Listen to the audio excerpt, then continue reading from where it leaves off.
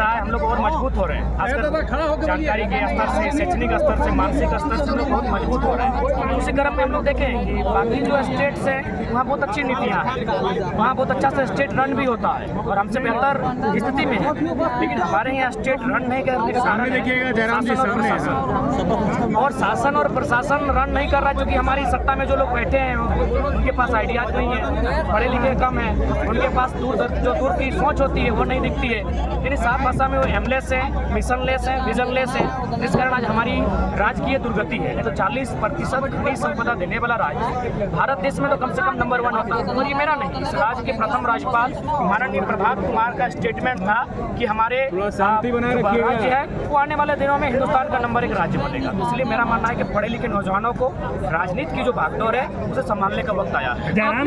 समिति को अगर बात की जाए, इस समिति को आपने अब पार्टी बनाने का निर्णय ले लिया है, इसको लेकर के अब आप आगे बढ़ रहे हैं? हाँ, निश्चय ही हम लोग इस समिति को एक दल के रूप में परिभाषित करने के लिए जो हमारी कागजी प्रक्रिया है उसके माध्यम से हम लोग प्रक्रिया को फॉलो करते हुए आगे बढ़ रहे हैं और निश्चय ही कुछ महीनों में एक दल के रूप में, एक नए नाम के रूप में हम लोग सामने दिखेंगे। जयराम जी, आप नीति निर्धारण की बात कर रहे हैं लेकिन सरकार का खिलाफ है, लेकिन डुमरी उपचुनाव में आपका साइलेंट समर्थन जो है वो जेल नहीं बिल्कुल नहीं था ये आरोप।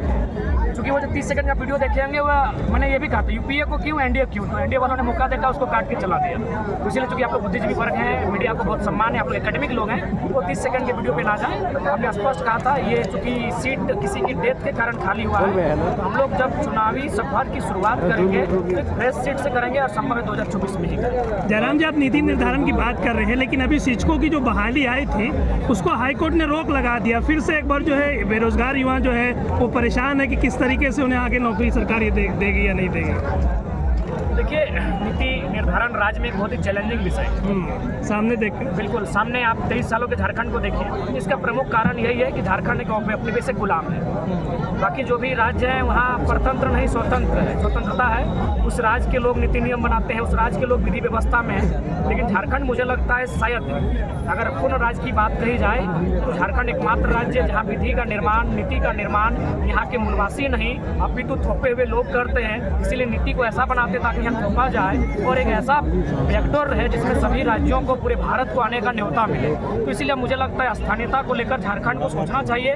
झारखंड के प्रत्येक नौजवान 3.25 करोड़ की आबादी को सोचना चाहिए कि झारखंड में किस प्रकार से यहाँ के लोगों के, मूल लोगों के हक को छीना जा रहा है, उनके हक को किसी और को बेचा जा रहा है। आज सोचने का समय है, नहीं तो 20 सालों में झारखंड एक खंडहर विस्थापित क्षेत्र के अलावा कुछ नहीं दिखेगा। जयराम जी, वन नेशन वन इलेक्शन का समर्थन करते हैं क्या आप? राजनीतिक दलों का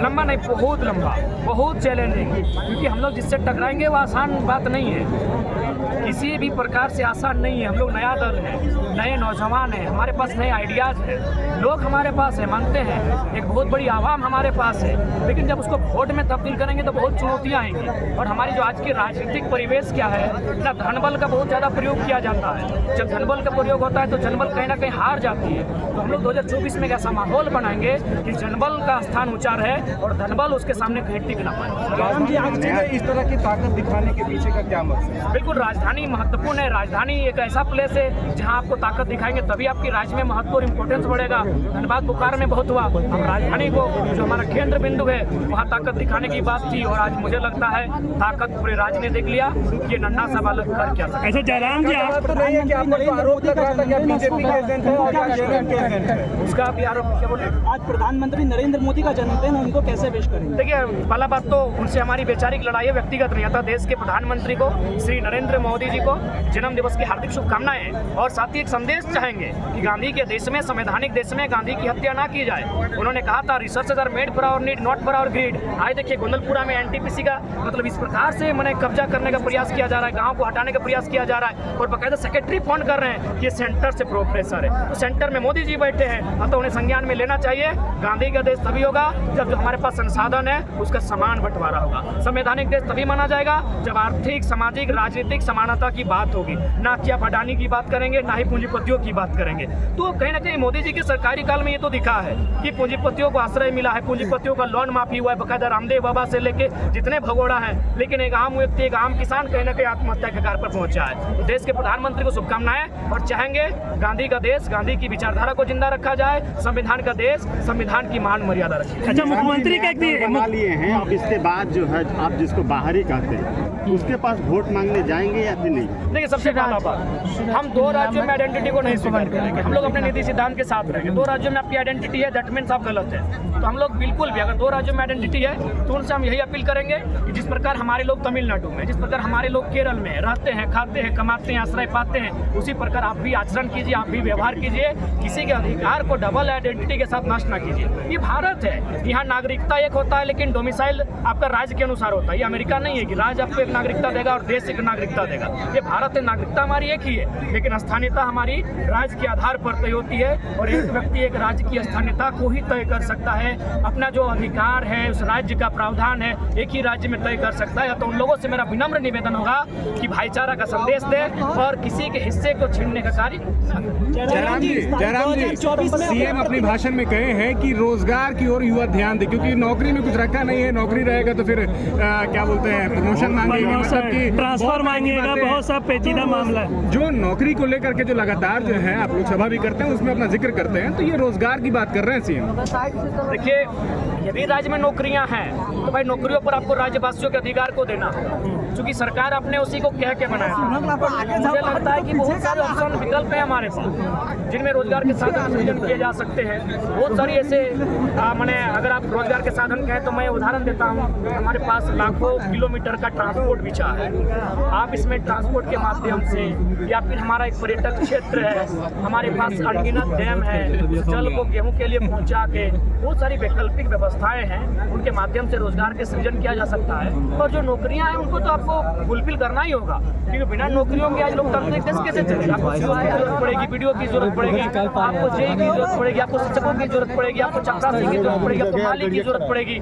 नौकरियां किसी नहीं आप देंगे, आपको नौकरियों को देना होगा। अब आप इनको टेंडर लगा के आउटसोर्सिंग के माध्यम से अगर शिक्षा को भी बेचेंगे, तमाम वैकेंसियों को बेचेंगे, तो झारखंड के पास कुछ नहीं बचेगा। इसलिए राज्य सरकार अगर ये बयान देती है तो दुर्भाग्य है। अगर ऐसा ही करना है तो ठीक है, मुर्गा मुर्गी पालन करें। आप बसंत सोरेन को टिकट क्यों दिए? मधु सोरेन को देते हैं। आज ये तो गनीमत है कि आपके परिवार में 4 लोग पीट पाट है, इसलिए 3 को विधायक, एक सांसद है। 18 लोग पीट पाट होते तो मुझे लगता है संथाल परगना की 18 सीटें आपकी होती। तो ये ड्रामा मुख्यमंत्री ना करे, एक ऐसे राज्य का निर्माण करें, क्योंकि लोगों ने उम्मीद के साथ, मूलवासी आदिवासियों ने बहुत उम्मीद के साथ उनको लाया है, उनकी उम्मीदों पर। जयराम जी, आप 32 की बात करते हैं, 32 की आप बात स्वयं समाज का आंदोलन शुरू हो रहा है एसटी सूची में शामिल करने को लेकर के, उस पर क्या कहेंगे, उस पर क्या? देखिए, भारत एक संवैधानिक देश है। इस संविधान के देश में हर किसी को अपने संविधान के दायरे में रखकर अपने अधिकार को मांगने का अधिकार है। बाकायदा कुर्मियों का जो इतिहास रहा है, आप भी जानते हैं कि खेती से उनका इतिहास रहा है। यहाँ के मैंने आदिवासीता लोग हैं, कहीं ना कहीं उसके साथ छल इसलिए हुआ है क्योंकि मैक्सिमम जो उद्योग है उनकी ज़मीनों पर है। तो इसलिए मेरे सभी भाइयों को भी ये सोचने की आवश्यकता है कि उनकी लड़ाई एक ऐसी लड़ाई है जो पीड़ित है। आपको मजाक लगेगा,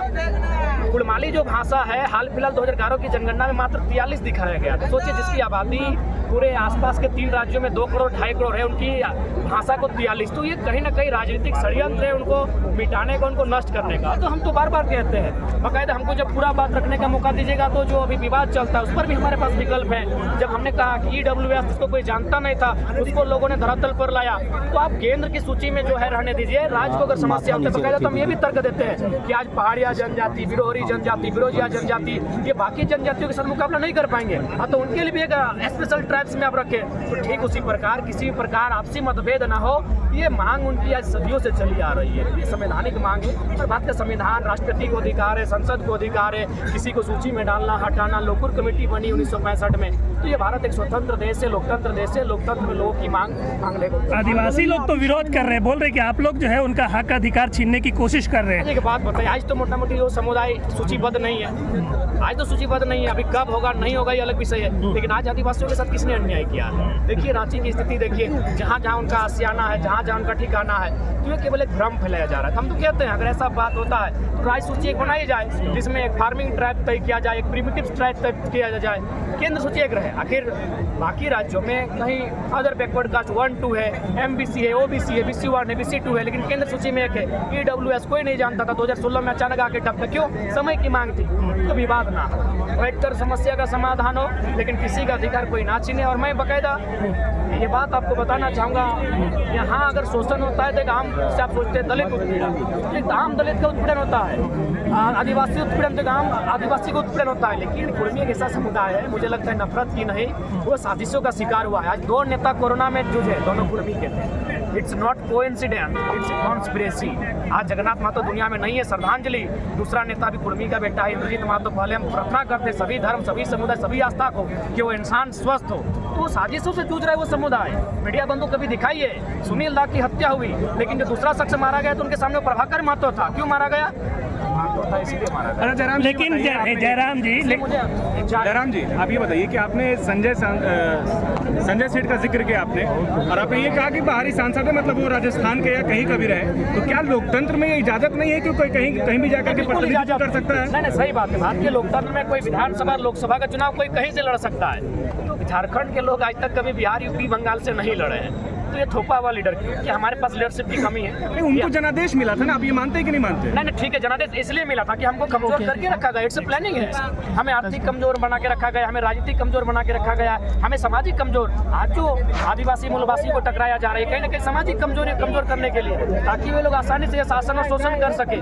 तो इसलिए ठीक है, जनादेश है, लेकिन इसलिए जनादेश है क्योंकि मरता का कुछ नहीं होता है, वो किसी के भी शरण में चला जाता है। तो वही हाल हमारा है, इन्होंने हमें कहीं ना कहीं पंगु बनाकर रखा है। 70 सालों में हमारा दोहन हुआ है। आज देखिए, इतना बड़ा जमीन अधिग्रहण हमारा होता है, यूपी, बिहार, बंगाल, MP वालों को यहाँ बसाया जाता है, बड़े बड़े उद्योगपतियों को हमारे जमीनों का अलॉटमेंट किया जाता है। तो ये अन्यायकारी, दमनकारी नीतियाँ हैं जिसका हम लोग विरोध करते हैं, और इसी के साथ 2024 में हम लोग एक बदलाव की संखनाद करते हैं जो राज्य के लिए एक बेहतर लेके आए। जयराम जी, आप भी दिखाई कोई बड़ा इशू नहीं है देव बाबू। मुझे लगता है एक जिला अध्यक्ष जिसको खुद की जानकारी नहीं, उस पर हमारा टीका टिप्पणी नहीं, जो कहना था हमने मंच में किया। जयराम जी, जिस 32 पर आप सरकार को घेरते हैं, हम अभी देखिए, सबसे पहला बात एक चीज आपको जानना होगा, एक सामाजिक होता है, एक राजनीतिक होता है। जब सामाजिक लोग राजनीति में आएंगे तो दिक्कत होगा, राजनीतिक लोग सामाजिक में जाएंगे तो भी। इसीलिए समाज का एक अलग दायरा होता है, राजनीतिक अलग दायरा होता है। हम लोग राज्य को प्रतिनिधित्व कर रहे हैं, बाकी आंदोलन का हम लोग नीतिक समर्थन करते हैं, लेकिन राज्य को प्रतिनिधित्व कर रहे हैं और राज्य के मुद्दों के साथ कर रहे हैं, और हम लोग एक राजनीतिक व्यक्ति के तौर पर अपना जो कार्य कर रहे हैं। इसलिए समाज का आंदोलन है, सामाजिक लोग हमसे बेहतर है, हमसे ज्यादा बुद्धिजीवी है, हमसे ज्यादा मारक क्षमता है, उनमें ज्ञान है, ज्ञान का भंडार है, वो लोग बेहतर टैकल करते हैं। जयराम जी, जिस 32 पर आप सरकार को घेरते हैं, जिस 32 पर आप सरकार को घेरते हैं, मतलब कि आप अपनी सभाओं में 32 का जिक्र करते हैं और प्रमुखता उसको जगह देते हैं आप। वही सरकार, मतलब जो मौजूदा सरकार है यहाँ पर, वो 32 को लेकर के जो है कैबिनेट से पास करती है, विधानसभा से पारित करती है, तो वो कहीं ना कहीं जो है 32 को लेकर के वो जो है वो भी मुखर है। लेकिन आप जो है, चूंकि संवैधानिक तौर पर आप देखेंगे, चाहे कॉन्स्टिट्यूशनल लेवल पर देखेंगे या हाईकोर्ट की तरफ से जो भी